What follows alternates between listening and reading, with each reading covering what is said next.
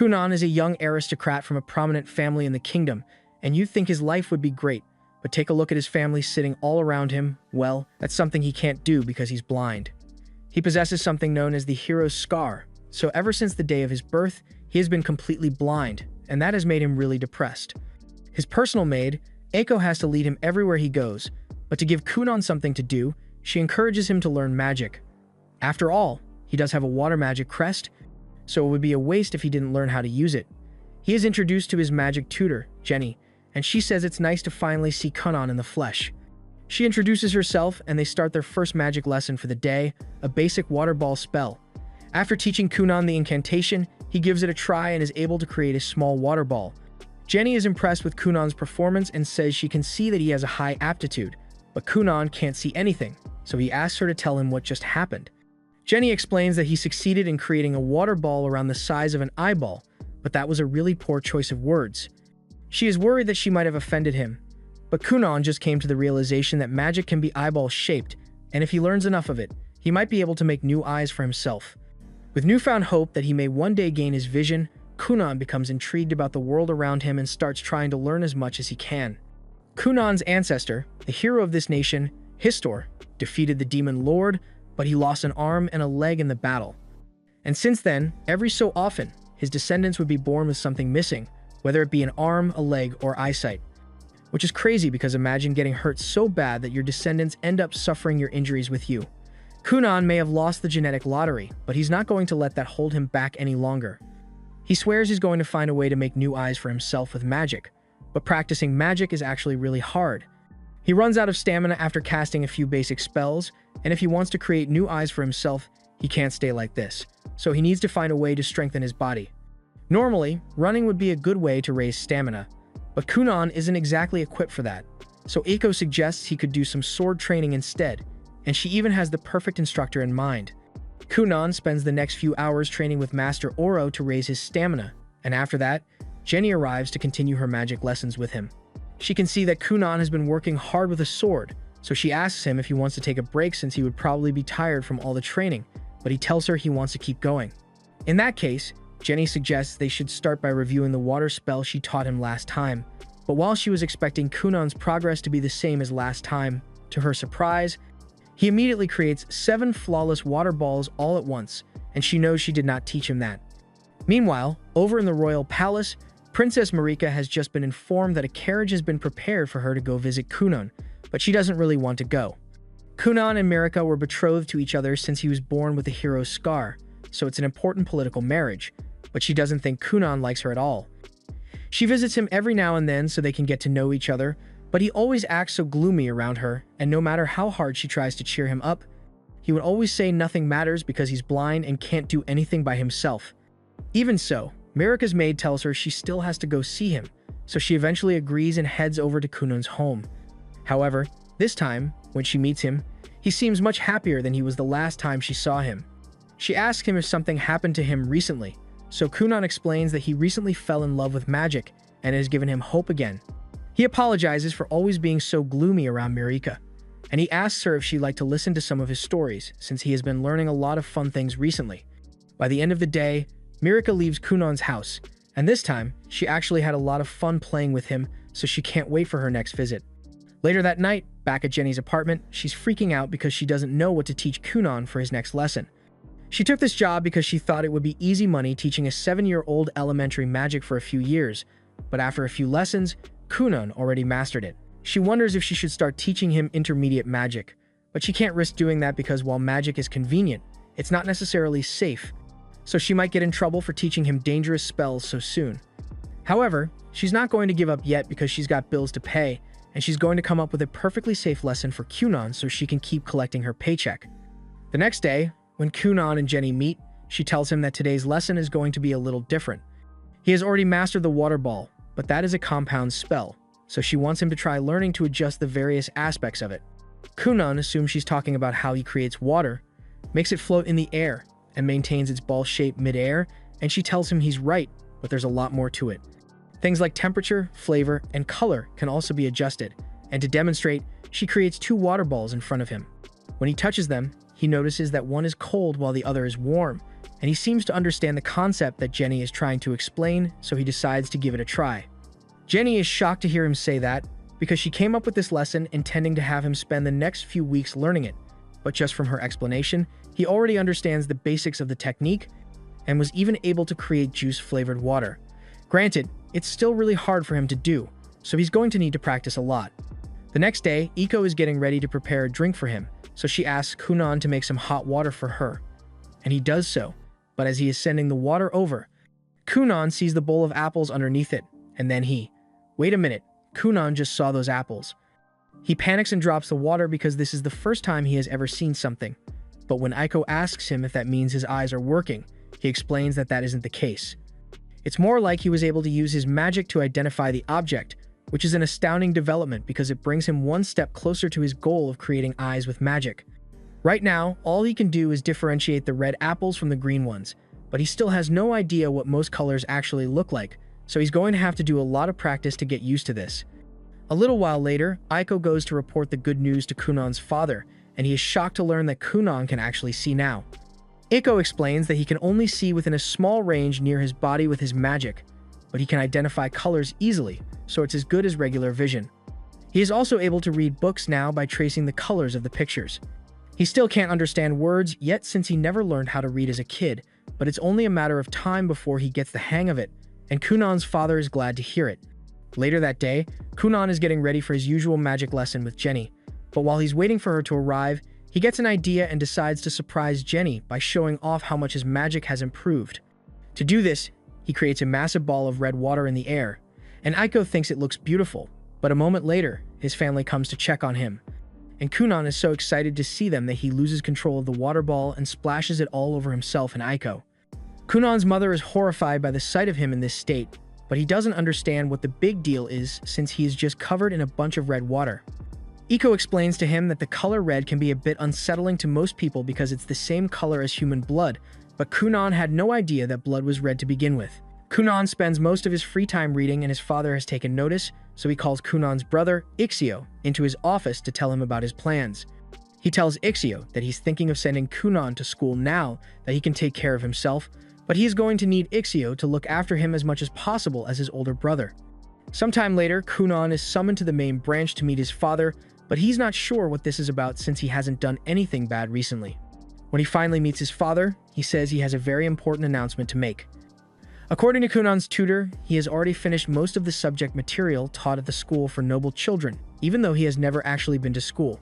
He was wondering if Kunan is curious about what going to school in person feels like, but Kunan says he's not particularly interested in attending school.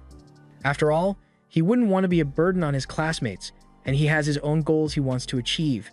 He asks his dad if it's a problem that he doesn't wish to attend school, and it kind of is because school is mandatory for all noble children, and technically, Kunan is already enrolled, at least on paper. But due to his unique circumstances, his father got the king to make a special exception for him. However, now that Kunan has learned to see well enough to move about on his own, his father thinks it's time for him to consider going back to school. Kunan asks if he's trying to get rid of him because of the red water incident, and Kunan's dad is still a bit upset about it, but that's not the reason. He's saying this for the sake of Princess Marika, because if Kunan doesn't go to school, then it will make him look bad to the other nobles, and even if he isn't worried about his public image, as Marika's future husband, any negative opinions about him would affect her as well. Kunan understands the point his father is trying to make, so he agrees to go to school, but he still thinks it's going to be a waste of time since there's nothing new for him to learn there. His father tells him he doesn't actually have to attend classes. He just needs to pass all the advancement exams needed to qualify for graduation, and since he has already completed the syllabus with his tutor, it should be easy for him to pull off. A little while later, Kunan meets with Marika to inform her that he will be attending school soon, and she's really excited because that means she will get to spend more time with him at school. But Kunan is a little worried since if Marika is with him all the time, then all the boys who have crushes on her will get jealous, and they might take it out on him. Marika tells him he will probably be fine, but to be honest, that didn't sound very reassuring, so Kunan thinks he should probably get a new wand for self-defense. On the day of departure, Kunan and Ixio get into a carriage to leave for the academy, but to make the ride a little smoother, Kunan casts water magic on the wheels to act as shock absorbers. Ixio is impressed by how much Kunan's magic has improved, but Kunan says he has just become a little stronger, so it's not a big deal. He also apologizes since he's sure he must have worried his brother a lot with how depressed he was before, but now he is determined to survive no matter what, so Ixio doesn't need to worry about him anymore. Ixio is glad that Kunan has changed for the better, but then Kunan says he will make sure he succeeds even if it means the rest of the world has to perish, and that's crossing into villain territory. So Ixio is a bit worried again. They eventually arrive at the school, and Kunan can hear the voices of dozens of new people all at once. In the past, he would have backed out immediately without giving it a try, but not anymore. He asks Mirka to take his hand as the two of them walk into the building, and near the entrance, there's a professor waiting to meet him. Cass was asked to act as Kunan's guide and proctor for the advancement exams, but she's a bit worried because she has heard rumors about Kunan being a shy and reserved boy, and she's not sure how to handle someone like him who refuses to socialize. But to her surprise, a moment later, she sees Kunan and walk by with Mirka and Ixio, and they all seem to be chatting normally. She catches up to them and introduces herself as the professor who's going to be in charge of Kunan today, and Kunan says it's a pleasure to meet her. The bell rings soon after, so Mirka and Ixio have to go to their respective classes now. So Mirka says goodbye to Kunan and tells him to meet her in the cafeteria for lunch once he's done with his exams. Meanwhile, from the second floor, Mirka's older brother has been watching her, and he can see how happy she is with Kunan, so he could be supportive of her. But nah, he wants to be a hater, so he intends to confront Kunan the moment he finds him. Meanwhile, Kunan has just arrived in his exam room, and Cast is explaining the basics to him. There are 5 exams he needs to take, and normally, these exams are spread out to give students time to prepare, but an exception was made, so he will be allowed to take the tests back to back. Kunan apologizes to her for the trouble, explaining that his father and the king are practically best friends, so they likely pulled a few strings to force the school to make an exception for him. He then goes off on a tangent about just how close his father and the king are, but she really doesn't want to hear any of it, since she prefers to stay out of the politics of high society. After the tests are complete, Cast heads to the faculty room to grade them, and she thought she was going to have to fudge Kunan's scores a little to make sure he passes since the king is backing him, but he actually aced every single test on his own, and for someone who has skipped school up till now, that doesn't make any sense. After the test, Kunan meets up with Mirka, and the two of them are about to have lunch together when all of a sudden, Lyle cuts them off. Mirka seems scared of her brother since he has violent tendencies, but Kunan has no idea that Lyle is Mirka's brother, and frankly, he doesn't care, because if he's making Mirka upset, then he's got to go. Kunan was about to make a move against Lyle, but just then, Ixio showed up and gets in front of him to try and smooth things over. He politely asks Lyle to leave Kunan and Mirka alone, and there's not much else he can do since he can't risk being rude to the 6th prince of the kingdom. However, while Lyle was yelling at Ixio, Kunan secretly cast a spell and gathered water droplets around the crotch of Lyle's pants before acting oblivious and yelling, "Oh no, Prince Lyle just peed his pants." Everyone's eyes instantly point towards Lyle's crotch, and even though he denies peeing on himself, the evidence is pretty damning, so to save himself from further humiliation, he is forced to leave. Ixio and Mirka are relieved that Lyle is gone now, but they both know Kunan had to be the one behind the pee thing. But Kunan avoids the question and changes the subject, asking what the others would like for lunch. After they've sat down, Kunan asks the others if they know why Lyle was making such a big fuss for no reason earlier, and Mirka tells him it was probably to keep her in check. Lyle is the 6th prince, while she is the 9th princess, so she's below him in the royal hierarchy, but since she is engaged to Kunan, a sorcerer who possesses the hero scar, it puts her in a much higher standing status-wise. He probably feels threatened by the idea of Mirka surpassing him in the hierarchy, so he was trying to establish dominance, but he's not necessarily a bad person. Kunan kind of feels like he may have overdone it earlier, so he wonders if he should apologize for what he did, but the others immediately shut down the idea and tell him Lyle got what he deserved after the stunt he pulled today. Time goes by, and back home, Kunan has started learning how to change the texture of ice to make it feel like other things. This time, he made the ice feel like an apple, and his teacher is impressed, but she tells him he should try feeling more things so he can use different textures. The day for the final exam soon rolls around, and upon arriving at school for the day, Ixio notices that Kunan has been touching the horse a lot recently. He asks what that's all about, and Kunan responds, saying he's just gathering some samples, but Ixio has no idea what that's supposed to mean. A little while later, Mirka shows up to greet Kunan, and he tells her he's going to miss being able to talk to her at school all the time since this will be his last day here. But Mirka reminds him that they've still got the whole day ahead of them, so there's no need to say goodbye yet. They all head into the exam room, and Kunan is excited because this is his first time actually being in a class with other students. But he's also going to miss all the private time he used to spend with Professor Cast back when he took his tests. Cast tells him she's still going to be paying attention to him even if there are other students here, and Ixio notices that Kunan and Cast seem to have gotten really close. Kunan says it's natural that they would become friends since he learned a lot about Cast through their discussions during Kunan's tests. Like how Cast only became a teacher here because she had a crush on one of the men who applied for the role, but the guy ended up failing while Cast passed, so she didn't know what to do and decided to just keep teaching. The others think it's good that Kunan and Professor Cast are getting along, but they also think it's a bit weird for her to be venting about her love life to a child.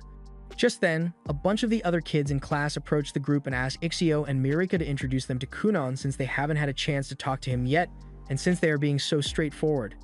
Kunan formally introduces himself. Truth be told, he was a little concerned about the fact that no one ever approached him when he was with Ixio or Mirika, so he was starting to think the two of them had no friends at all. Mirika tells him that her friends only kept their distance because she told them she wanted to spend some quality time with him without being bothered, and Kunan is relieved to hear that because he wouldn't know what to do if Mirika or Ixio ended up being total loners. That said, he personally doesn't mind being alone or having no friends, so it wouldn't bother him that much. A little while later, the exam is about to begin, but Lyle is still out in the hallway, staring out the window and acting all cool and mysterious. His lackeys tell him that the final exam is about to begin, and Lyle says he's too important to be worried about something like that, but then they remind him that he will have to repeat the year if he misses it, so he has no choice. Meanwhile, back in the classroom, Kunan is busy feeling up a pigeon next to the windows when Cast announces that the test is about to begin, so everyone should take their seats. Mirika tells Kunan she saved him a seat next to her, but before he could accept her offer, Lyle gets in between them and starts staring daggers at Kunan. Ixio can't interfere, but he recalls hearing a few of the royal maids talking about how much of a screw-up Lyle is, but they would never say that to his face because he is still a member of the royal family. The reason Lyle acts out so much and is always so angry is because he knows that even though people try to act respectful around him, they all probably make fun of him behind his back. However, while he's in the middle of his thoughts, Kunan suddenly grabs his hand and formally introduces himself. Lyle freaks out and says he didn't give permission for Kunan to touch him, but Kunan reminds him that they are going to be brothers-in-law eventually, so they should get to know each other. He starts feeling Lyle's hand, and from the texture of his skin, Kunan can tell that Lyle must have a handsome face. That was a nice thing to say, but Lyle rarely ever receives genuine compliments like this, so he doesn't know how to handle it and turns to Mirika to ask her if there's something wrong with Kunan. Mirika finds the whole thing funny, and so does everyone else in class, so they start laughing, and at first, Lyle thinks they are all laughing at him. But Mirika explains that they are laughing because this is the first time anyone has ever seen him get so flustered. Lyle denies being flustered and tells Kunan to let go of his hand already, but Kunan holds on for a few extra seconds and tells Lyle his voice sounds strong too. Lyle initially didn't like Kunan and was planning to be mean to him to assert dominance, but now he's not sure how to react. Cass then gets everyone's attention and tells them all to be seated because she's about to begin the test. By the end of the day, the test is completed and Cass has finished grading everyone's papers, so she says she's going to announce the results now. She begins writing on the board, and everyone eagerly watches to see their results, but it turns out that they all passed, so they all get to graduate. Afterwards, Kunan and Ixio get back on the carriage to head home, and everyone waves goodbye to him as he leaves. Kunan tells them he had a lot of fun today, and he tells Cass that if she's still looking for a boyfriend, then she should consider Ixio since he's still single, but Ixio says he never agreed to that, and Cass is starting to regret talking to Kunan about her love life a little. Additionally, Lyle learned a lot from his interaction with Kunan, and he's going to make an effort to be nicer from now on. A few days later, now that Kunan has graduated, he is focusing on learning some new spells, and Jenny is currently testing him on everything he has learnt. She asks him to make a spinning ball of water, split it into 10, and then color and texture each one individually, all of which Kunan is able to pull off with little difficulty. Jenny tells him he did well, but Kunan says he's not done yet because he actually figured out how to take the customization even further. He then proceeds to turn one of the water balls into a dove and has it fly into the air. Jenny can't believe what she just witnessed and falls to her knees because even master water mages wouldn't be able to pull off something like that so easily. Later, while having tea with Kunan, Jenny says she has something important to tell him. Kunan understands, so he asks Aiko to give them some privacy, and once they are alone, Jenny tells him that there's nothing left for her to teach him. In fact, she hasn't had much to teach for the past few months since she's just meant to instruct him in the use of elementary magic. But at this point, Kunan is a better mage than she is, so there's no reason for her to continue being his teacher. Kunan gets up and tells her that she's actually a great teacher because he has really enjoyed all the desperate little tricks that she would turn into lessons for him. She may not be on the level of more advanced mages, but her insight gave him new hope in life, and he truly values it. Jenny appreciates him, saying that since she had to work really hard and rack her brain to come up with those lessons, and it is becoming too much for her to handle. Kunan asks her if she's saying this because she thinks the salary isn't worth all the trouble, because if that's the case, he asks his father to give her a pay raise. But Jenny tells him it's actually the opposite. She feels guilty about receiving such a high salary when she does so little. Kunan tells her that the lessons she comes up with are worth every penny, but Jenny says she's already hit her limit. Her brain is bone dry when it comes to ideas now, so she tells him he deserves to have a better sorcerer as his teacher instead of her. Kunan begs Jenny to stay because he wants to continue having her as his magic teacher, but there really isn't much she can do for him at this point. After saying goodbye, Jenny leaves the mansion, and as she is walking away, she thinks to herself that Kunan is undoubtedly a genius, and it's only a matter of time before he becomes one of the greatest mages on the continent, so she's going to do her best to keep up with him by training her own magic. The next morning, Kunan is informed by Iko that his usual academic tutor, Miss Flora, has just resigned as well. He is shocked to hear this, but it does make sense since he has already finished the curriculum and graduated from the Noble Academy, so he doesn't need to be tutored anymore. Kunan still wishes he had gotten to say goodbye before she left, so he decides to write her a thank you letter later. And Iko thinks that's great, but while Kunan is at it, she asks if he could ask Flora if she knows any 20-year-old single men who would be interested in marrying her. Kunan feels hurt that Iko wants to get married and leave him behind, and she's not trying to make him feel bad, but she does need to think about her future as well. Besides, she's sure that Kunan will be alright on his own, but he says he's not alright at all.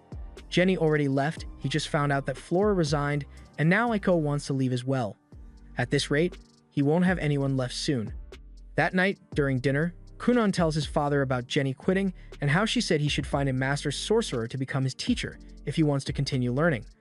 Ixio thinks about it for a second and recalls a rumor about an extraordinary royal sorcerer. Their mother recognizes the description and asks Ixio if he is talking about Xanil Finral, because he is famous throughout the capital for his immense power and good looks. He would be a perfect candidate for Kunan's new magic teacher, but their father says there's a major problem with that plan. They can't hire Zio. As a royal sorcerer, the only people allowed to give him orders are the king and other members of the royal court. On top of that, Zio rarely leaves the royal castle, and even meeting with him is highly regulated, so the chances of hiring him as a magic instructor are slim, but he says he will at least ask the king to see if there's anything he can do. A little while later, the Grand Master Mage at the royal castle receives a report that says an apprentice-level sorcerer boy is asking to study under one of his royal sorcerers. This is practically unheard of, even for the son of a noble who is best friends with the king. The Grand Master's apprentice happens to be Mirika's older sister, so she personally does like Kunan, but royal sorcerers aren't swayed by status or power. The Grand Master initially intended to reject the request regardless of how well connected Kunan is, but then he started reading Kunan's file and that's when he realized this. This kid might actually be special. A few days later, Kunan and his dad head to the royal capital because they just received permission to meet with the royal sorcerer. They are both honestly surprised that it works since almost no one ever gets an opportunity like this. And if things go well with the meeting, then Kunan might be able to get him as a tutor after all. Kunan thanks his father for pulling the strings to make this happen, but his dad tells him there was no nepotism involved. The royal sorcerers simply took an interest in Kunan after reading his file, although he has no idea why. To pass the time, Kunan decides to make a cat out of water, and it looks like his spell control has gone up by a lot since it looks and feels exactly like a real cat, although he still hasn't figured out how to make it move naturally or make sounds, but his dad absolutely loves it. Upon arriving at the castle, the two of them are met by Lady Raisha, so Kunan gives his usual greeting, but then he is informed that Raisha is actually the second princess, making her Mirika's older sister, so Kunan says he's happy to finally meet his future sister-in-law. Raisha notices that Kunan's dad is carrying a cat, and she thinks it's really cute, but when he puts it down, Kunan cancels his spell and the cat turns back into a puddle of water. She is amazed that a child could have such a level of mastery because she had no idea that it wasn't a real cat, and that means Kunan is a lot more skilled than she thought he would be. She offers to lead him to the Black Tower right away, but before he goes, Kunan's dad informs him that he has an audience with the king later today, so he asks if Kunan will be alright getting home by himself. Kunan says he is perfectly capable of traveling alone, so his dad says he will arrange for a carriage to come pick him up later in the day. As Kunan and Reisha are walking through the halls, Kunan starts asking her a bunch of questions about advanced magic, but he's talking way too fast for her to keep up with him. She tells Kunan that she's still new here, so she isn't prepared to answer all of his questions. There are 10 princesses and 7 princes in this kingdom, and usually, they would all have to compete with one another in terms of achievements in order to inherit the kingdom. But Reisha relinquished her right to the throne in order to pursue a career as a sorcerer here. She's also a bit concerned that Kunan might get dragged into the royal succession battle, but just then, she notices that Kunan isn't walking anymore, he's sliding. She asks how he's doing that, so he explains that he just created a layer of ice under his feet to reduce friction. He asks her if she would like to try it as well, and Reisha seems really excited about it, but first, it's her job to fill Kunan in on the ground rules of the Black Tower. First, he shouldn't carelessly get involved with any factions, and he shouldn't sign any shady contracts or say anything that could get him in trouble later.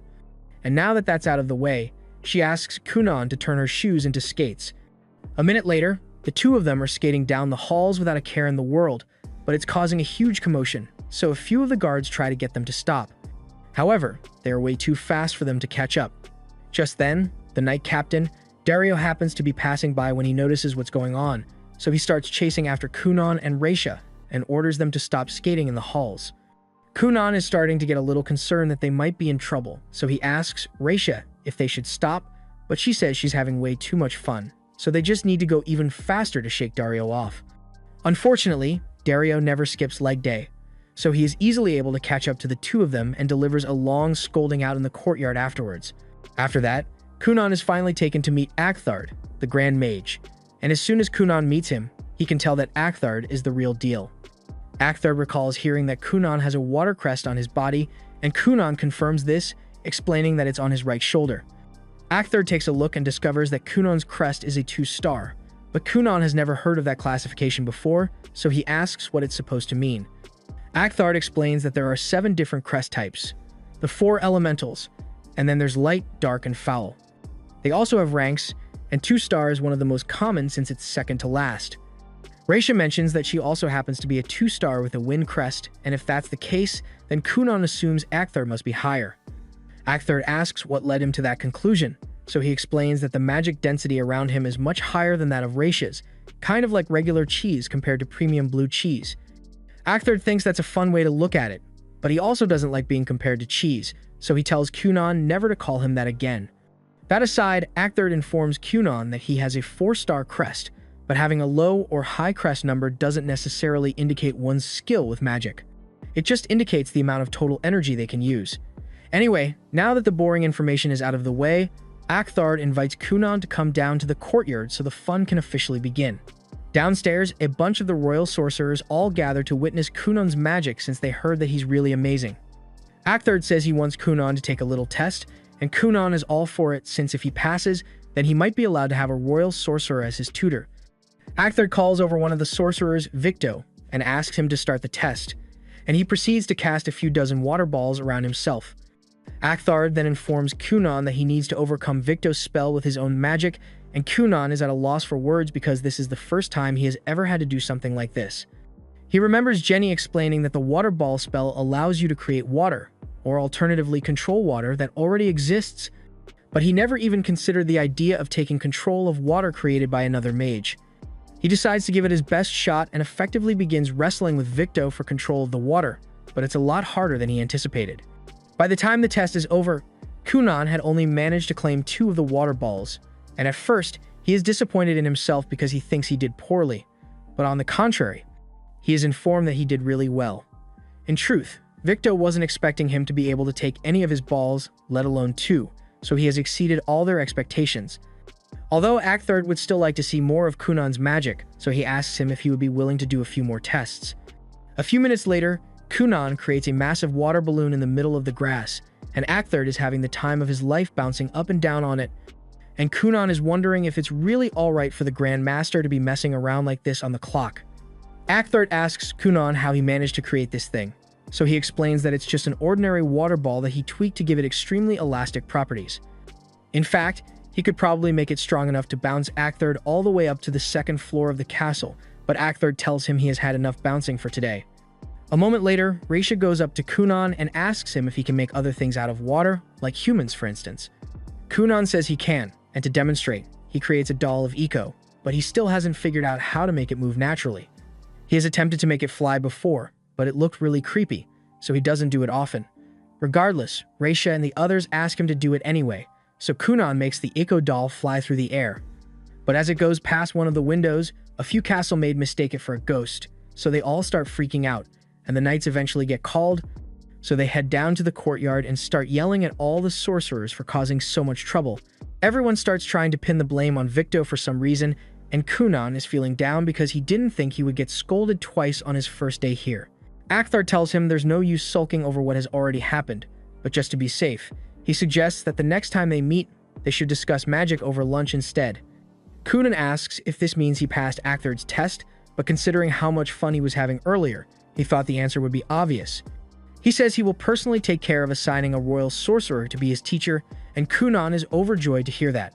However, he does still want to clarify a few things because he wouldn't want this to be seen as him supporting a particular royal faction.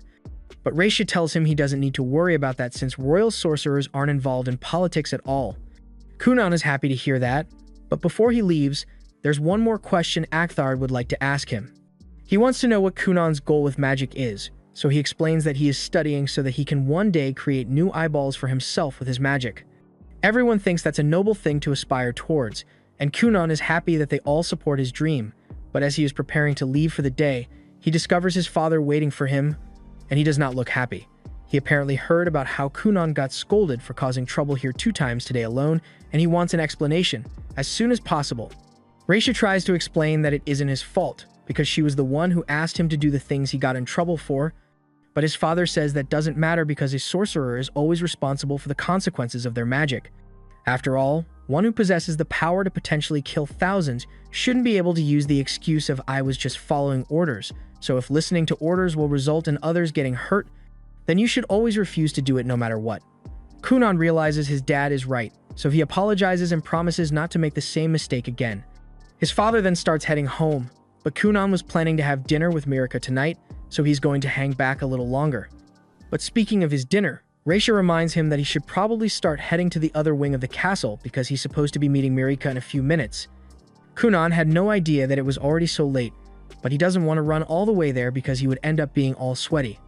In that case, Raisha suggests they could use some magic to fix the problem, but Kunan isn't sure what she means. She reminds him that she is a wind mage, so she can use her magic to fly them over there. All she needs is a platform for them to ride on.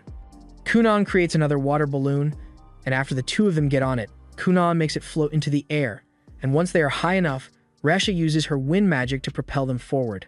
It's both a terrifying and exhilarating experience, but unfortunately, Raisha hadn't put much thought into how the 2 of them were going to land, so they end up crashing to the ground.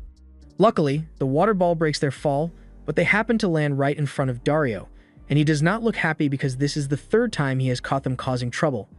So while Mirika is still getting ready, Kunan and Raisha are getting scolded again. Mirika is eventually informed that Kunan has arrived, so she immediately runs to the front door to meet him so they can get their date started. A little while later, they arrive at the restaurant as planned, and once they are seated, Mirika asks Kunan to tell her about his day at the Black Tower. Kunan informs her that he had a wonderful time there. He got to meet Mirika's sister and a bunch of the other mages there. He also apparently passed the test, so he's going to get an instructor after all, but he's not sure who it's going to be yet. The maid in charge of them notices that Kunan seems to be talking an awful lot while Mirika just listens, but she seems to be happy, so it's not a problem. The reason he's talking so much is because he doesn't get to see Mirika often now that they've graduated, so he wants to say everything all at once while he has the chance. And he promises her that once they get married, he's going to make sure they get to spend as much time together as she wants.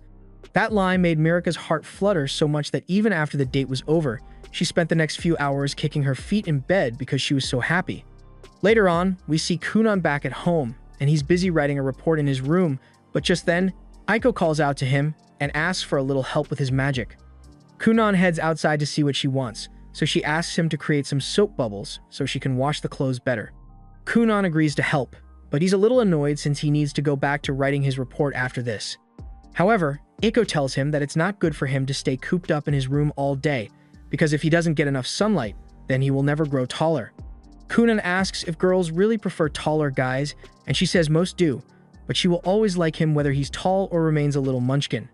After Eiko is done with the laundry, she and Kunan lie on the grass for a while, and he asks her if any letters arrived for him today, but as far as she knows, there haven't been any letters addressed to him recently.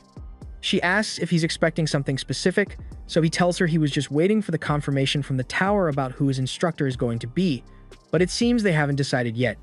Well, technically, they have already decided, but most of the other mages are just too scared to go call the guy down.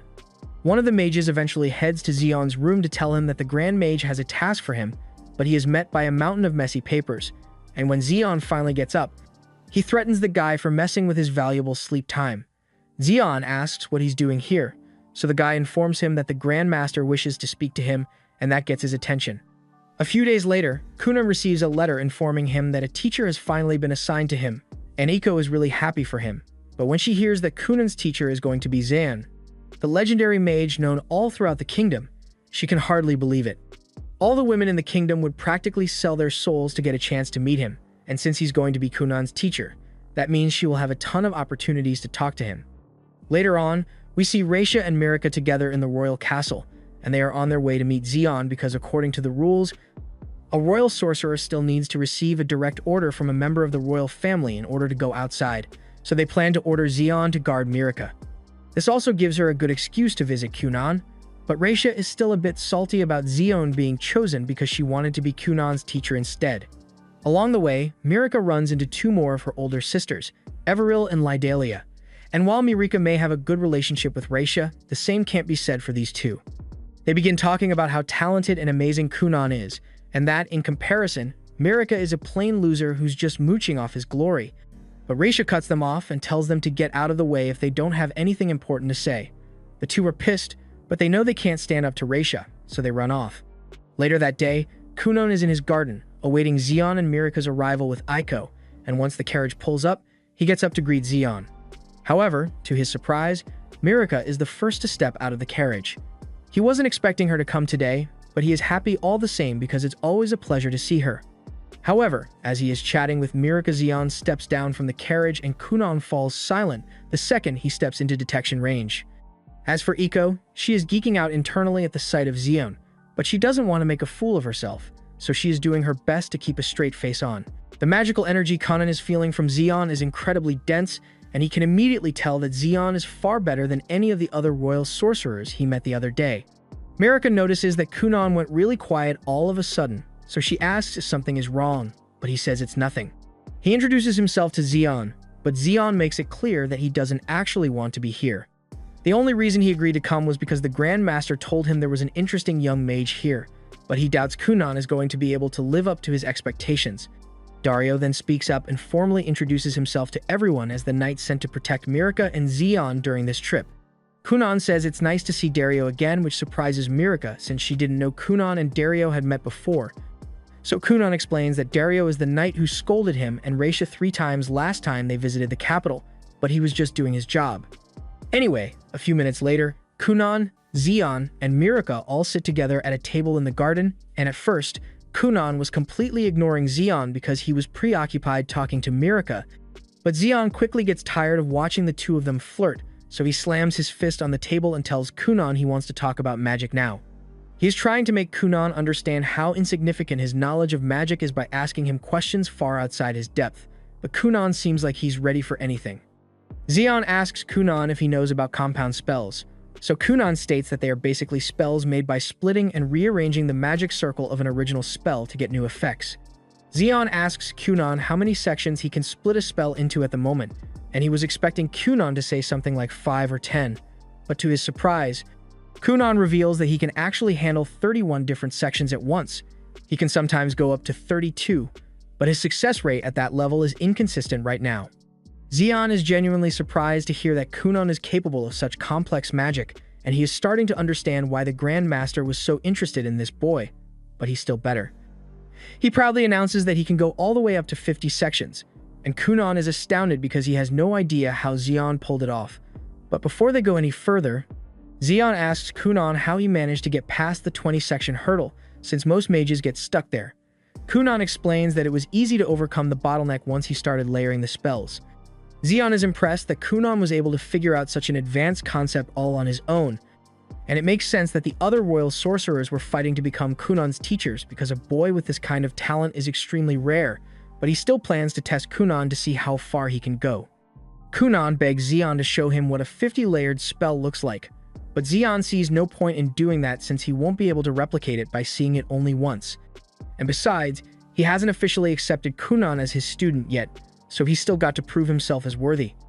Xion creates an earth wall using magic and tells Kunan that he is going to need to destroy it using magic if he wants to become his student. He also mentions that he heard about Kunan's waterbed spell from Raisha, so he asks Kunan to make one for him so he can rest while he does his test. At first, Xion thought it would just be a comfortable seat to observe Kunan's progress from, but the second he touches the waterbed, he passes out because of how comfortable it is, and Iko doesn't blame him because the same thing happened to her when she tried it. On Kunan's end, he inspects the rock wall to see if there are any structural issues he can exploit, but the thing is rock solid and completely smooth across the board. It also has Xion's dense magic power residing within it to maintain its hardness over time. He can tell that the spell used to create the wall has over 40 sections in it, and he still has no idea how Xion manages to use so many sections at once, but it doesn't make a difference in this case because he already knows the perfect way to destroy the wall. That said, he would rather do it with Xion watching, and so he sits back down to continue talking to Mirika until Xion wakes up. 2 hours later, Xion finally gets up from his nap, and seeing the wall still in one piece, he asks Kunan if he gave up on trying to destroy it. However, Kunan tells him that's not the case, he just hasn't started yet. He asks if Xion is ready for him to begin destroying the wall, and Xion tells him to go ahead, so Kunan casts the bubble spell he used recently. Xion is impressed because he can tell what Kunan is trying to do, so he asks Kunan how he managed to come up with this solution.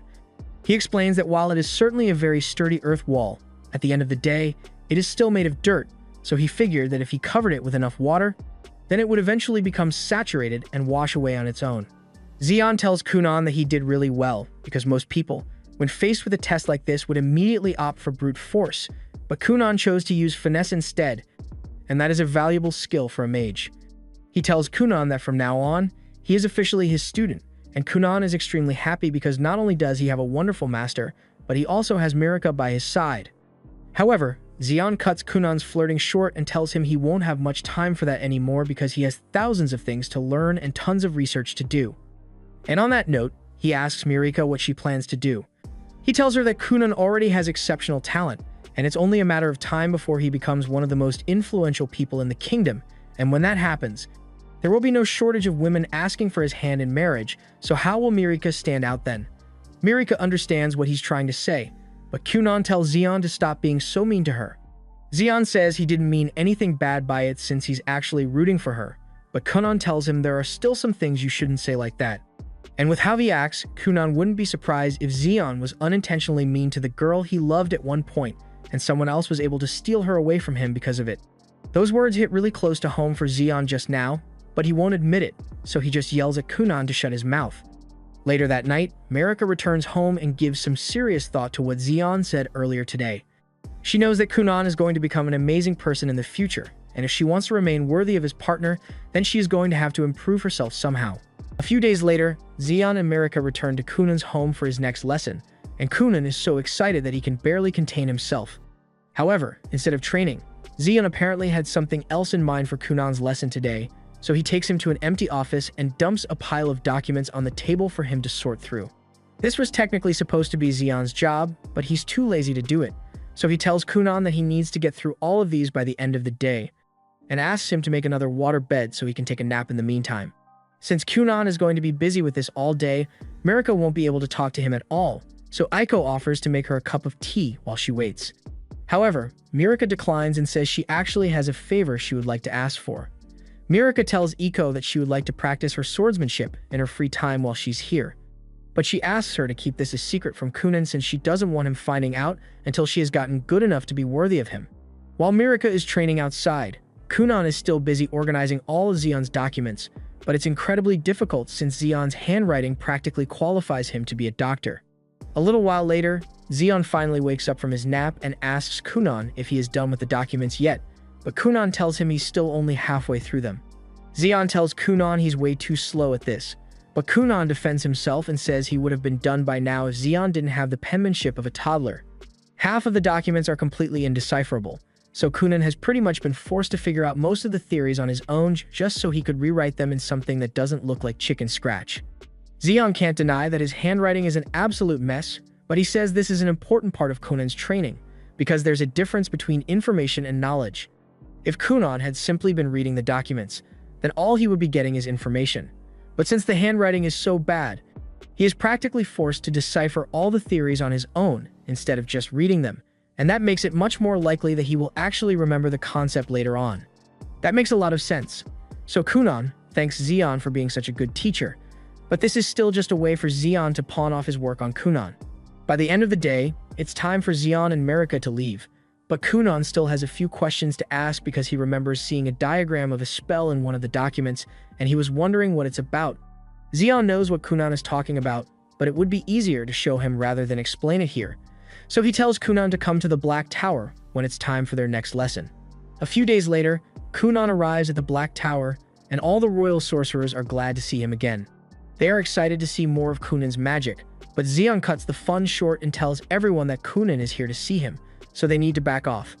He then tells Kunan to follow him, but when Raisha and the others realize that Zeon is trying to get Kunan to come to his room, they all try to stop him because it's way too dangerous in there for a kid. However, Zeon already thought of the perfect counter to this situation, so he tells Kunan to create a few water beds, and the others immediately fall asleep on them because they can't resist. The two start heading towards Zeon's room, and along the way, Zeon starts talking to Kunan about magic tools. There are items made to operate using magic, like that lamp over there, and a lot of magic engineers dedicate themselves to creating magic tools to solve everyday problems. A little while later, Kunan and Zeon arrive at his office, and the place is full of so many research papers with magic theories Kunan has never even heard of before.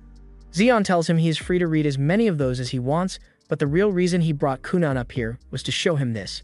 This is a magic tool that Zeon has been working on recently, and it is meant to allow him to have hot meals in his room without having to go to the cafeteria. So far, he hasn't had any trouble making the solid parts of the device, but the soft sections have been quite difficult to perfect, which is where Kunan comes in. Zeon tells Kunan he's going to be helping with the development of this magic tool as part of his training, and Kunan seems happy to help. But just then, the Grand Master comes in, and he really wants to talk to Kunan, so he asks him to join him in the cafeteria for lunch today. Zeon and Kunan don't really have time to waste chatting over lunch, so Zeon tells Kunan to make another water bed, and just like the others, the Grand Mage falls asleep in seconds. Now that he has been taken care of, Kunan and Zeon get back to talking about the magic device, and Zeon says he will handle the outer frame of the device with earth magic, but the small internal mechanisms are going to be up to Kunan. A little while later, after everyone has woken up from their naps, they all head down to the cafeteria to have lunch, and they are all still really excited to talk to Kunan. They keep telling him that he's allowed to switch teachers if he wants to, but Kunan says he's happy working under Zeon, and hearing him say that makes all the other sorcerers jealous. Kunan keeps praising Zeon for being such a good teacher, and it's nice to be appreciated, but Zeon tells him to cut it out because at this rate, he's going to get jumped by the others in a parking lot. Kunan changes topics and asks Raisha where Marika is because he would like to have tea with her before he leaves for the day. Raisha informs him that she is currently at the entrance ceremony of the senior school for nobles today, so she isn't going to be able to see him today.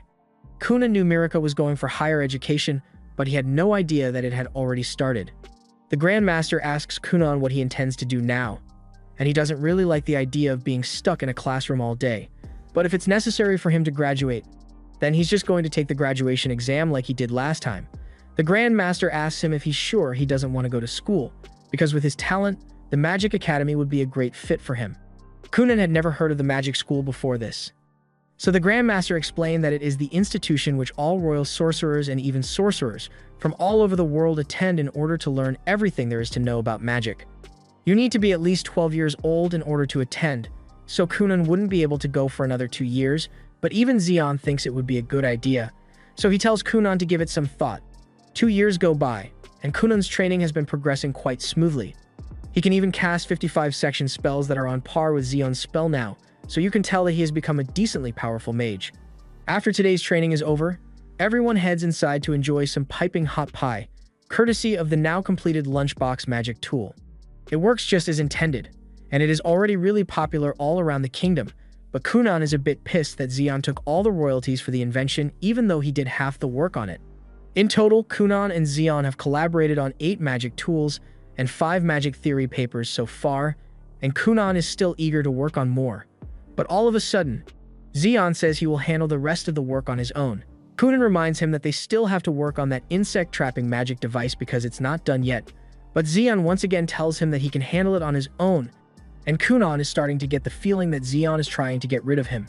Xian reminds Kunan that his birthday is coming up soon, and that means he's going to turn 12, which means he can officially join the magic school, so he should be focusing on that instead. Kunan tells Xian that he doesn't want to go, because after all, he can just keep learning from Xian, but Xian tells him he can't do that.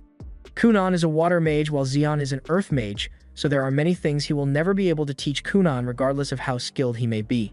However, if Kunan were to go to the magic school, there's a chance that he may meet an exceptional water mage, because while Xian may be the best mage in the kingdom of Hulia, there are still many mages outside the kingdom who might be better than him. Kunan knows Xian is right, but he is still hesitant to leave his master and home behind to attend the magic school. However, Mirka suddenly grabs his hand and tells him she thinks he should go. She wants him to become the best he can possibly be, and she assures him that by the time he returns, she would have become a woman worthy of standing by his side. Kunan is touched by Mirka's sincerity, so he agrees to go to the magic school and asks where it's located, but then he finds out that it's really far away, and now he doesn't want to go anymore. He is eventually persuaded into agreeing again, but since the school is so far away, he won't be able to return home for a while, so he asks what he's going to need to do to prepare for the magic school. Xian tells him he needs to remember not to lose sight of what's important to him, and hearing those words reminds Kunan of the whole reason he began his magic journey in the first place, to create a set of eyes for himself. He had forgotten because his magic allowed him to do most things without difficulty, but it was never meant to be a substitute for the real thing, so he couldn't believe he let himself grow so complacent. Over the past 2 years, Xian has taught Kunan how to cast magic with up to 55 layers, 3-dimensional magic circles, imaginary magic code, and many other techniques. But even Xian has never heard of magic being used to create eyes before, so it's entirely up to Kunan to figure out how to do it on his own. But Xian is sure he will find a way to pull it off. After all, he's his beloved student. Meanwhile, back at Kunan's house, he has decided to devote all his time to researching how to create magic eyeballs, and the first thing he tries is making a water ball that is extremely reflective. This works well as a mirror, but the images on it aren't transmitted to Kunan, so it is pretty much useless unless he can find a way to transmit the image to his brain. Throughout the rest of the day, he tries many variations of his mirror idea, but none of them work, and by nightfall, he is feeling completely drained. He is completely out of ideas, so to clear his head, he goes to Ixio's room and asks him if he wants to go to the sauna together. Ixio is really excited because it's not every day he gets to enjoy one of Kunan's famous sauna treatments, so he asks if he should go wake their parents up. Kunan says he wouldn't want to bother them this late at night, but Ixio knows they love the sauna just as much as he does, so they would be upset if he didn't wake them up for it. A little while later, the entire family gathers in the sauna together, and Kunan fills it with steam so they can all enjoy the heat. Ixio asks Kunan why he suddenly wanted to use the sauna this late at night, since this is rare for him. So he explains that he has been working on his biggest project recently, but he hit a block. The others immediately realize that he's talking about his magic eyeballs, but there's not much they can do to aid his research, so Ixio just tells him that if he ever needs a break, he can always come to them. The next day, Kunan is having breakfast in his room, and he starts thinking about how kind everyone in his family is to him. And he thinks to himself that the first thing he wants to do when he creates his new eyes is take a long look at all the faces of the people he cares about. Sometime later, Kunan finally makes some significant progress with his eyeballs. By using a water mirror as the base and applying a relogic sand pattern, it can now track moving views and transmit them directly to Kunan's mind. With this, he finally gets his first taste of true vision, and he is overwhelmed by how beautiful everything looks, but while he is taking in the wonderful sights, he suddenly notices a giant crab behind him, and he gets the feeling this isn't supposed to be here. He decides to ignore it for now since this is a special moment, and he had already coded that the first thing he would do after gaining vision would be taking a long, hard look at himself. So he creates a mirror and begins staring at himself. Unfortunately, he realizes that his face looks kind of mid, so the reveal wasn't as impactful as he was hoping it would be. Anyway, now that that's done, Kunan turns to the giant crab and asks what it's doing here, because this definitely isn't normal. The crab remains silent, and for a second, Kunan considers the possibility that this might be Aiko's true form, but that hypothesis gets proven wrong as she barges into the room a moment later. Her sudden entrance startles Kunan so much that he ends up stumbling into the crab, but as he does so, he realizes that the crab isn't really there. He can still see it, but his hand goes right through when he tries to touch it, and it's really confusing to him.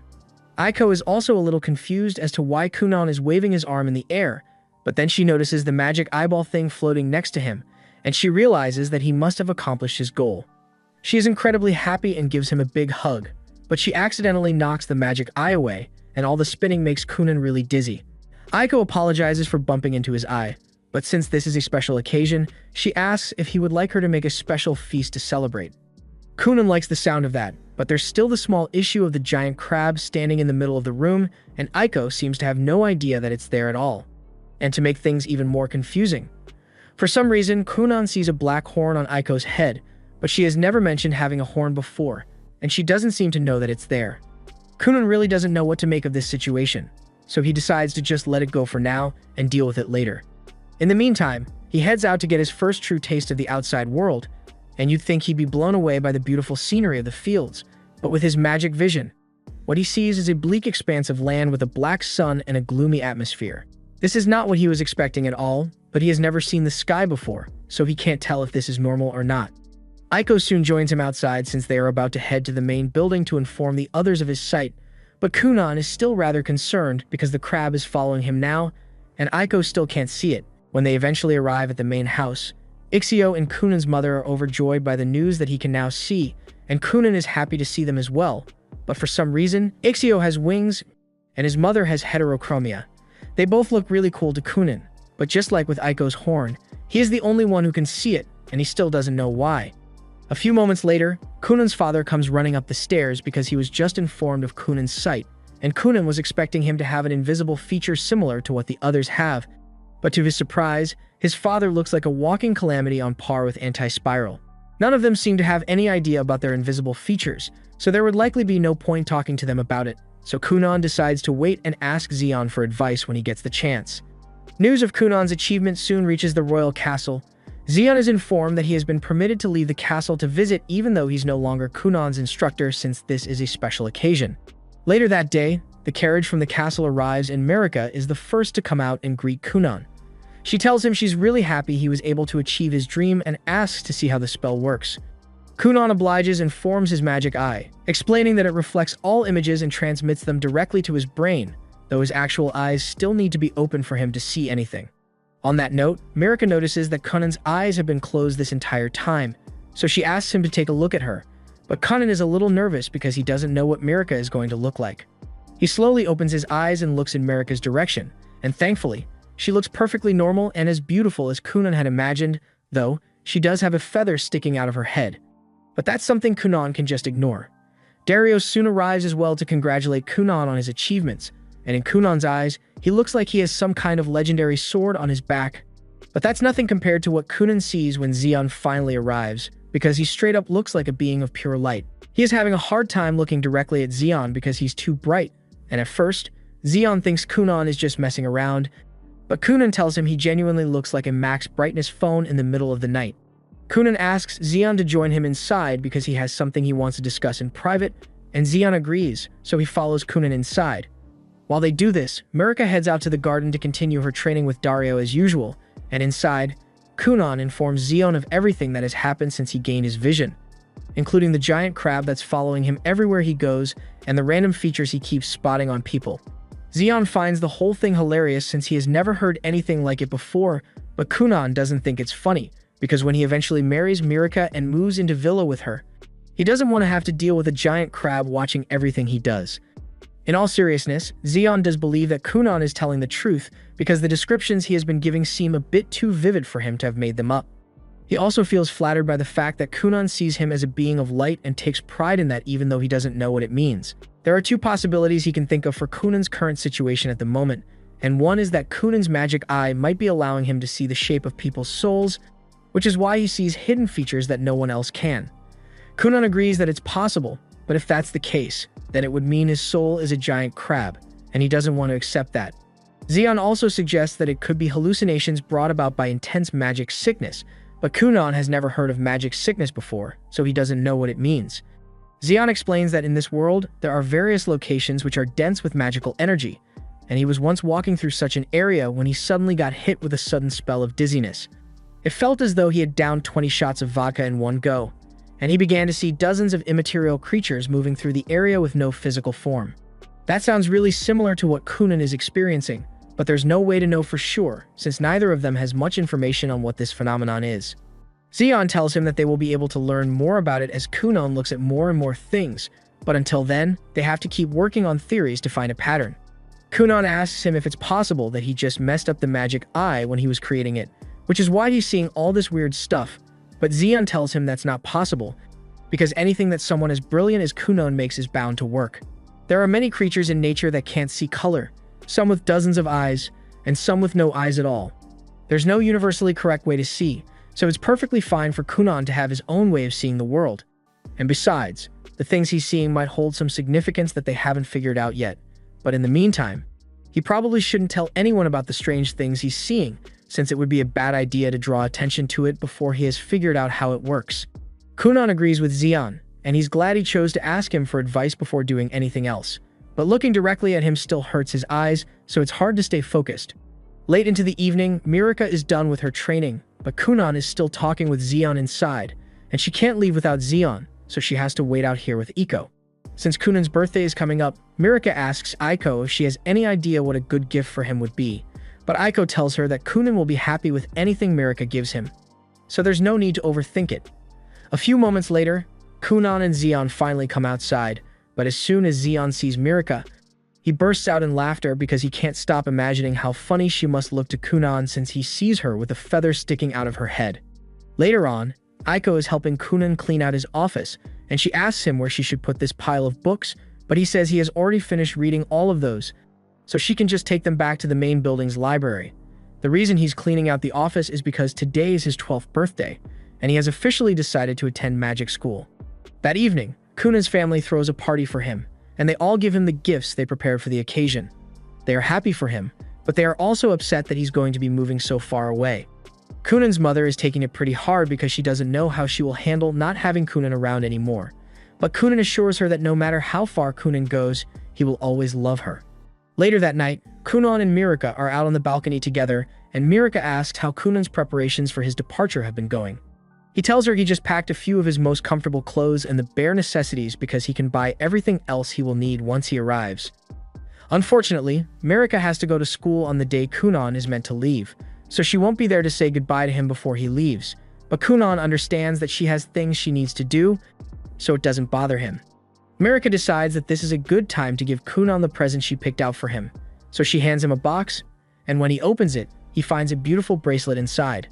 Mirika tells him she got a matching set for both of them to wear, and if things ever get tough for him over at the magic school, she wants him to speak to the bracelet as he would to her. And she will do the same with her bracelet so they won't miss each other too much. Kunan says he will write letters to her as often as possible as well, to which Mirika says the same, and they both promise to wait for each other no matter how long it takes. On the day Kunan is set to leave, his family gathers to see him off, and they are all fighting back tears, expecting Kunan to be just as sad as they are. But Kunan already got over the grief of leaving his family behind, so he's not too upset anymore. After all, he will only be gone for 4 or 5 years, and he's excited to see what kind of sorcerers he will meet at the magic school. 5 days go by, and Kunan is still on his way to the magic school. Iko asks him how much longer it's going to take for them to get there, and Kunan tells her it's going to be a long while since the magic school is in a whole different kingdom, and they haven't even left the borders of Hulia yet. At this rate, it will take them about a month to arrive at the magic school, but on the bright side, they should be arriving at the mansion of Kunan's grandfather soon, so they can rest there for a bit. That said, Kunan is a bit apprehensive because Aiko has made it clear that she doesn't plan on remaining as Kunan's maid forever. She wants to get married and have a family of her own at some point, and if she plans to make that happen, then it's now or never.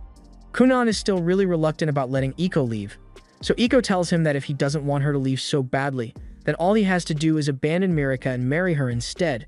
But they both know Kunan can't do that, so this is the way it has to be. They eventually arrive at the residence of Kunan's grandfather, and Kunan is a little excited since it has been 4 years since he last came here. He heard that his grandpa had an extensive library of magic books, so he practically guilt-tripped his parents into letting him come, but he also happens to get along great with his grandpa as well. Just then, Kunan's grandpa comes running outside to meet him, and he's absolutely overjoyed to see him again. Kunan is just as happy to see his grandpa, but the whole invisible features thing is still going to take some time to get used to because his grandpa apparently has Demon Lord horns. To commemorate Kunan's enrollment into magic school, Grandpa offers to buy him anything he wants, and when he says anything, he means that literally because the man is loaded. However, Kunan's parents already knew that something like this would happen, which is why his mother wrote a letter specifically forbidding Grandpa from spending more than 500k on a gift for Kunan. For context, that's 2 to 3 months worth of salary for Aiko, and Grandpa is really disappointed to hear that because he was planning to buy a cruise liner for Kunan. A few moments later, Kunan speaks up and asks his grandpa to call for his new maid since part of the reason he came here was so he could relieve Iko of her duties as his maid, and a minute or so later, Kunan is introduced to Rinko. Rinko is Iko's little sister, and she is pretty much exactly like Iko, but unlike Iko, she actually already has a fiancé, and Iko is a little salty about that. That said, they do get along really well. Rinko was initially a little worried when Iko recommended her to serve as the maid of the son of a marquis who possesses a hero's scar, but now that she has actually met Kunan, he seems like a really chill guy. Aiko informs Rinko that Kunan has a tendency to forget to eat when he gets really invested in his magic studies, so she's going to need to bring him sandwiches every so often to make sure he doesn't accidentally starve himself. She is sure that Rinko will get along just fine with Kunan, but after having spent so many years taking care of Kunan, Aiko would be lying if she said she wouldn't miss Kunan a lot. She warns Rinko that she had better not put any naughty ideas in Kunan's head, because she can't stand the thought of him turning into a playboy. Rinko wasn't exactly planning on turning Kunan into a pimp named Slickback, but she promises to be careful about the kind of things she exposes Kunan to. That said, there's not much she can do about women approaching him because Kunan is a kind, talented, and handsome young man, so the second he sets foot in the magic school, he's bound to be swarmed by all sorts of women, so there's a good chance he might end up becoming a womanizer on his own. Aiko absolutely refuses to believe that and yells at Rinko not to say such things about Kunan because he would never do that. They end up arguing for a while before they remember that they were supposed to be making sandwiches for Kunan, so they finish up and serve Kunan, and he is completely oblivious to the conversation they were just having about him. The next morning, it's time for Kunan to leave, so Aiko knocks on his door to call him. She won't be joining him on the rest of his journey, so this may be the last time Kunan sees Iko for a while, and he wants her to know that he will miss her, especially since he is heading to an unfamiliar place, but he will be fine on his own. The two hug each other as they say goodbye, and a few minutes later, Kunan and Rinko depart for the magic school. Kunan turns to Rinko and thanks her for agreeing to be his maid, but he wonders if this arrangement is really okay, because since she's going to the magic school with him, she's going to be away from her fiancé for at least 6 or 7 years. Rinko assures him that it's fine because she already talked about it with her partner, and he's fine with waiting since she's doing this to earn money for the restaurant they want to open together. A few days later, Kunan and Rinko stop in a city to take a break, and Rinko is amazed by how many magic shops there are here. Kunan is just as impressed, but as they are walking down the street, he notices an interesting book in the window of a shop, so he decides to head in to check it out. Kunan is really intrigued by the magic books since he hasn't had many opportunities to read them, but since that's the case, Rinko tells him he can just buy this book if he wants it so bad, but Kunan tells her he would end up broke if he did that. And that's when Rinko notices that the book costs 5 million. Rinko could afford to open a whole restaurant chain if she had that kind of money, but Kunan isn't really surprised by the price since magic books are usually one of a kind, which is why they cost a fortune. The store owner overhears Kunan talking and asks him if he is a mage from the magic school. Kunan explains that he is indeed a mage, but he hasn't officially enrolled in the academy yet. The store owner is delighted to hear that Kunan is a real mage, so she asks him to show her some of his magic, and since she was polite about it, Kunan agrees. He casts a spell and creates a tiny cat in the woman's palms out of water, and she is amazed by the display because she has never seen anything like it before. Kunan asks her if she's a mage as well, but she explains that she can't use magic, she just happens to really like magic-related things, so you could call her somewhat of a magic enthusiast. She counts herself as really lucky to have met a magic school applicant like Kunan, but the applicant pool in Durashik is pretty intense this year, so she wishes him the best of luck. Kunan asks what she means by that, so she informs him that the Saint of the Holy Kingdom is apparently enrolling in the school this year, and she isn't even the only amazing person the Academy has received. Last year, they had the Inferno Prince and the Lightning Bolt from the New Kingdom, so if Kunan manages to get accepted, then he will surely become famous like the others. Meeting Kunan has put the shop owner in such a good mood that she offers to sell him one of the most popular grimoires published by the legendary mage Zeon at a discounted price, but Kunan turns her down because he doesn't need it. As he and Rinko leave the store, Rinko is still in shock at the fact that grimoires can cost so much, but on that note, she asks Kunan if he's sure about declining the shopkeeper's offer because that was a significant discount, but he says buying the grimoire would have been pointless because he was the one who helped Zeon write it. Next, Kunan and Rinko head to a fabric store, and there, Kunan immediately begins touching all the merchandise he can get his hands on. The owner can tell that Kunan must be some kind of nobility since he is really well dressed and came in with a maid, but he has done nothing but rub his grubby little fingers all over the merchandise since he walked in. Neither he nor Rinko has said a word so far. He yells at Kunan and tells him to stop touching all the materials, but Kunan says he just wanted to see how it felt. He asks the owner what kind of fur this is, and he is informed that it is dark fox fur, which is extremely rare and difficult to acquire, but since Kunan now knows what the fur feels like, he casually creates a dark fox, and the store owner is impressed because he didn't think that kind of thing was possible. Kunan apologizes for filling up the store owner's merchandise without asking for permission, but he just likes collecting as many texture samples as possible so he can make his creations as accurate as possible. The owner asks Kunan if he can really create anything as long as he knows what it feels like, and after Kunan confirms this, the man's intrusive thoughts win and he ends up asking if Kunan can reproduce the feeling of thick thighs. Rinko immediately yells at the man for daring to ask Kunan such a vulgar question, and the man realizes that it was inappropriate, but Kunan answers anyway and explains that he has tried it before with Iko, but he got yelled at for it, so he hasn't had much practice. After that, Rinko drags Kunan out of the store and tells him they should continue their journey to Durashik, leaving the man feeling sorry for what he said. A few moments later, the Saint and her friends happen to walk into the man's store, and they are surprised to see him holding a dark fox. Since from what they know, dark foxes hate being around humans, but the man informs them that this isn't a real fox, and upon closer inspection, the Saint realizes that this is a spell. She tries touching it, but she ends up destroying the spell and spilling the water all over the man's crotch. She apologizes for her mistake, but the Saint had never seen a spell like that before, so she and her entourage ask the shopkeeper to stand still while they examine the residual magic from the water they spilled on him. And considering her status, the man has no choice but to do as she says. But having teenage girls poke at his junk in the middle of his store was not on his bucket list today. Later on, Kunan and Rinko finally arrive at the magic school, and the first order of business is to check into the dorms, but they are shocked to find out that the dorms are already completely full. The receptionist, Lubel, informs him that students were meant to apply for dorm space way in advance, but Zeon never mentioned anything like that, so Kunan had no idea. Now, he and Rinko have nowhere to stay, so Rinko suggests they could stay at a hotel, but hotels are pretty expensive long-term, and Kunan would like to save as much money as possible so he can afford any magic stuff he may need, so renting a house is the best option right now. Fortunately, Lubel happens to have a list of rental properties in the area that she keeps handy for the sake of students who can't get dorm spaces, and thanks to her help, by the end of the day, Kunan and Rinko have found a house to rent. Meanwhile, in the magic school, the staff presents a list of this year's applicants to someone in a pitch-black room, and they seem particularly interested in Kunan for some reason. The next day, it's time for Kunan to take his entry exam, but Rinko is informed that only students are allowed to head inside, so she's going to have to wait outside for him. Rinko tries to bribe Lubel with some money to get her to turn a blind eye, but that doesn't work, so she ends up having to wait while Kunan goes inside to take his test, and while he's waiting with the other applicants, they all seem really confused by the fact that he's wearing an eye mask. Kunan creates his magic eye so he can get a look at his fellow applicants, and they all have interesting hidden features, but Kunan is particularly interested in the girl over there because she seems special.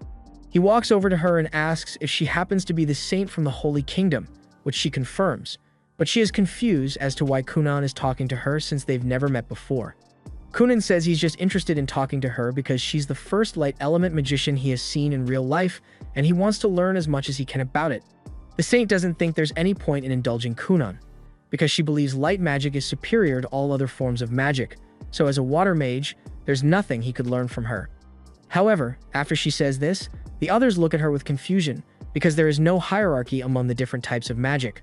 The saint realizes she may have been wrong and apologizes since she was just repeating what she was told at the temple, and while she has their attention, she apologizes in advance to everyone because she has been told that she lacks a lot of the emotions a normal person would have.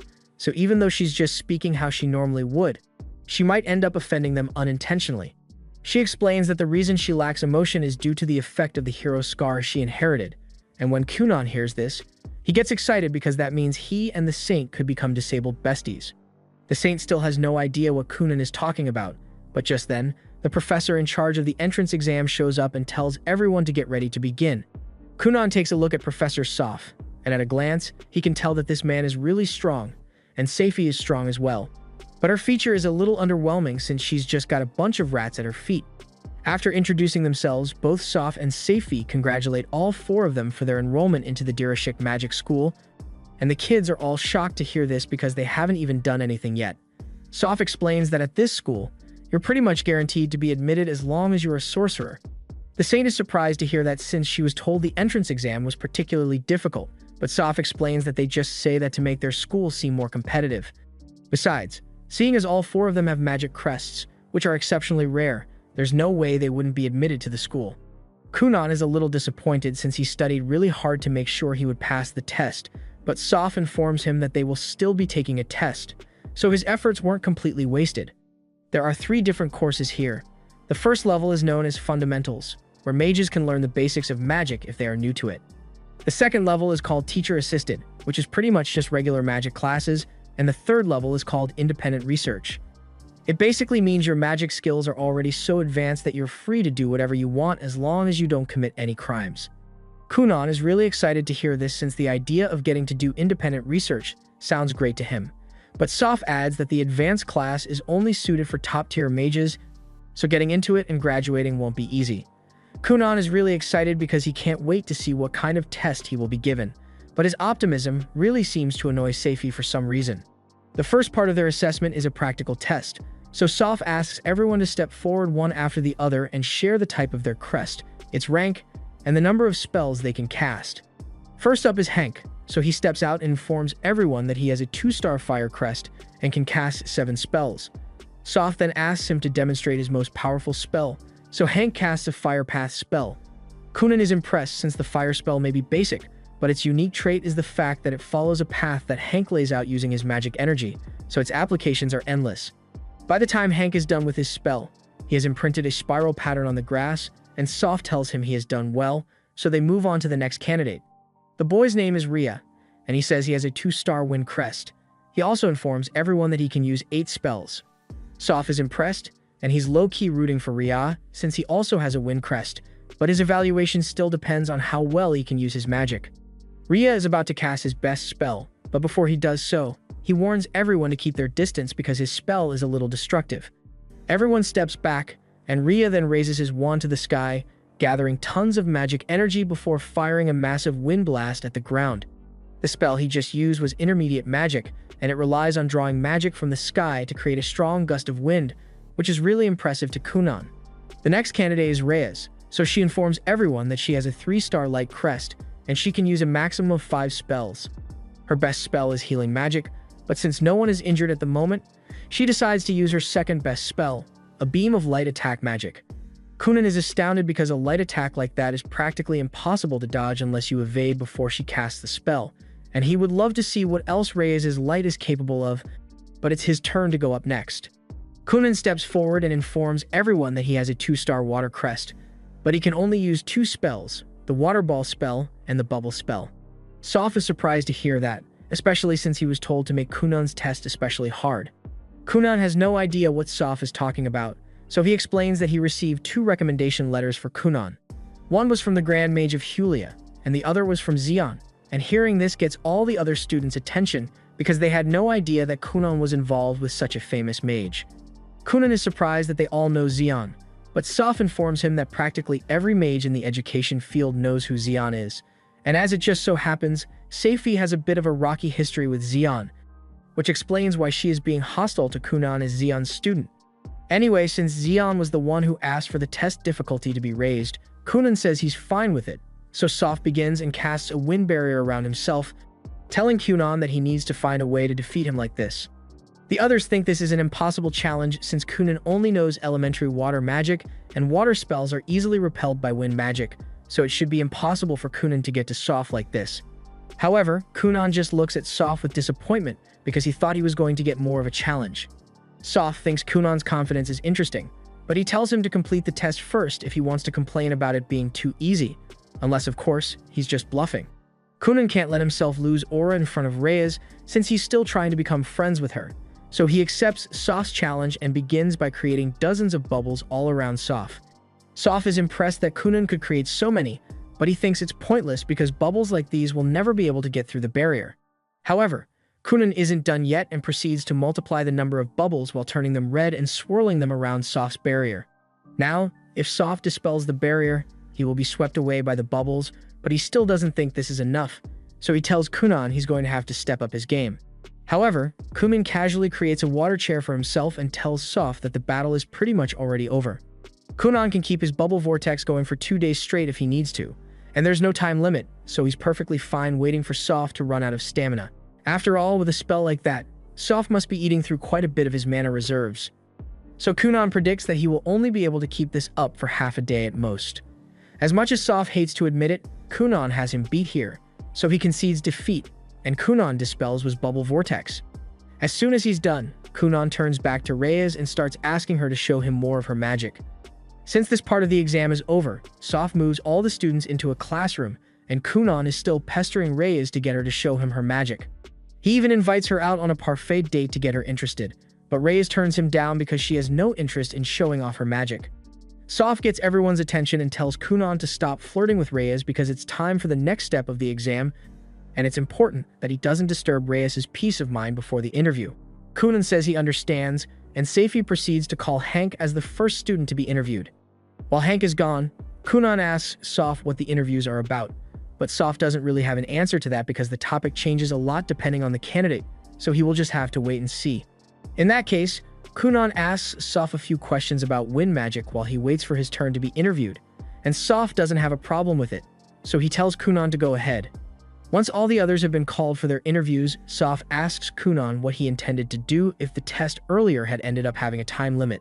Kunan says that if he didn't have the option of waiting Soph out, he was going to try to fuse his bubbles with Soph's barrier to take control of the wind.